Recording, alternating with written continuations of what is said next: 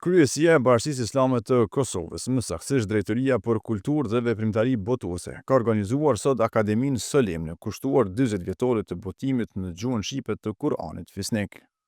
Ky jubilej në një moment të veçantë historik për besimtarët musliman shqiptar, pasi botimi i parë i Kuranit në gjuhën shqipe në vitin 1985 përbën një nga rritjet më të mëdha në fushën e studimeve islame dhe të përhapjes së dijes fetare në gjuhën amtare. Drejtori për Kulturë dhe Veprimtari Botuese Ramadan Shkodra theksoi se kjo akademi solemne është organizuar me qëllim që të vlerësohet kontributi i autorit Fethi Mediu.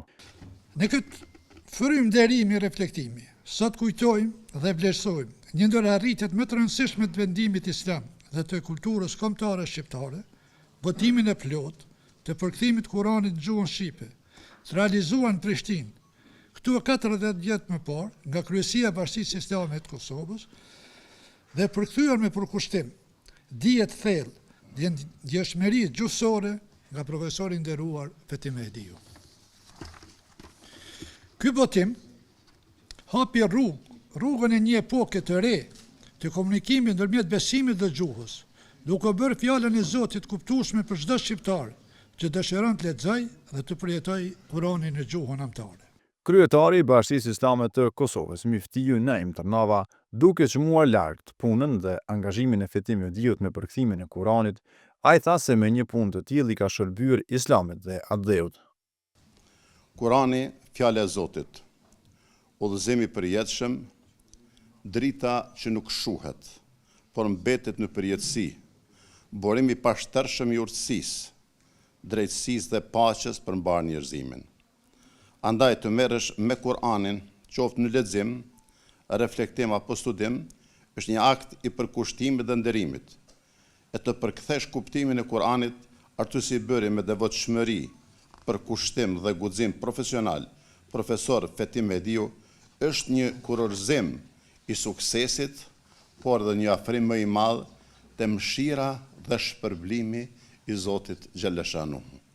Në anën tjetër, Hysen Matoshi tha se përkthimi i librave të shenjtë shkon edhe përtej aspektit fetar, për shkak se ato kanë luajtur një rol të rëndësishëm në aspektin e emancipimit dhe formësimit të një shoqërie. Përkthimi i librave të shenjtë përbën një akt të rëndësishëm kulturor dhe përgjithsisht shoqëror.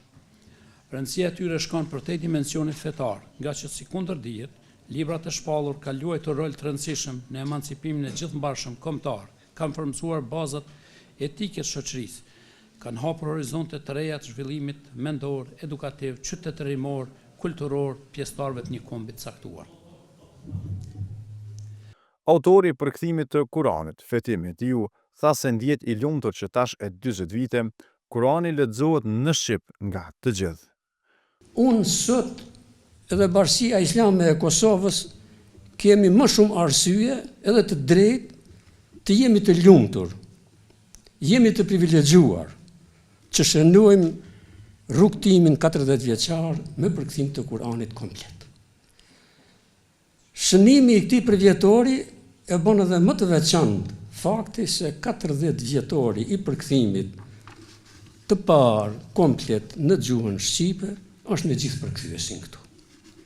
Ka dashur Allahu që edhe unë ta pres këtë përvjetor, gjë që më bën të ndihem i lumtur dhe krenar. Allahu na adhuroj për këtë nimet.